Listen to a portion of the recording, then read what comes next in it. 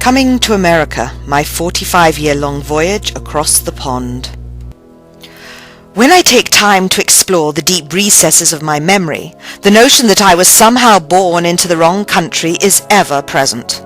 The following digital story will provide evidence of how my condition evolved and explain how I reached the diagnosis that I, Amanda Jane Hicks, born just a stone's throw away from Charles Dickens' birthplace, born of pure-blood British parents, am transnationed. Let us look at the evidence.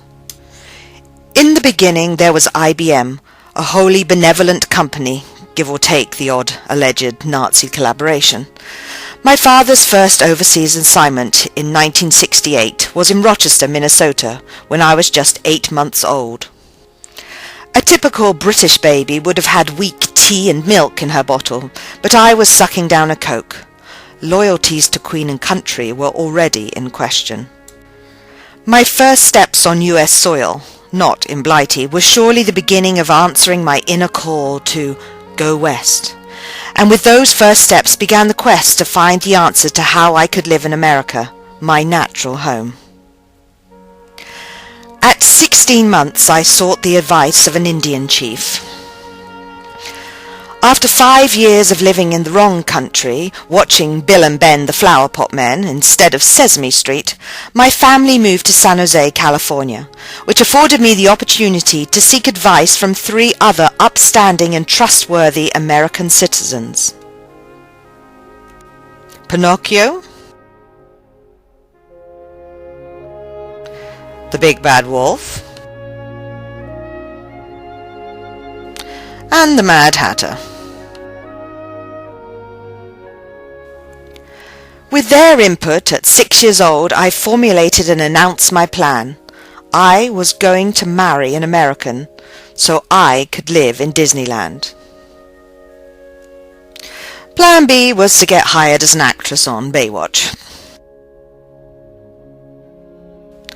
Sensing nation confusion, my parents returned to the UK, where I was sent to 10 Downing Street to speak to Harold Wilson.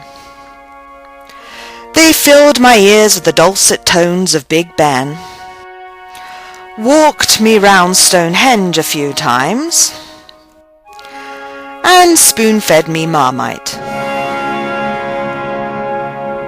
But to no avail. By the age of 23, I had married an American and sealed the deal with a baby girl. But Pinocchio and cohorts, true to form, had not been wholly truthful.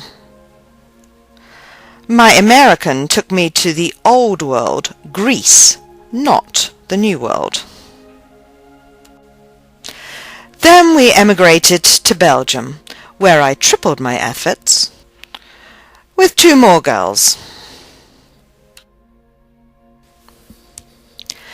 It took 22 years of admittedly good beer, chocolate, excellent fries, and statues of peeing boys, and a divorce, to realize that Pinocchio, the Big Bad Wolf, and the Mad Hatter had led me up the garden path.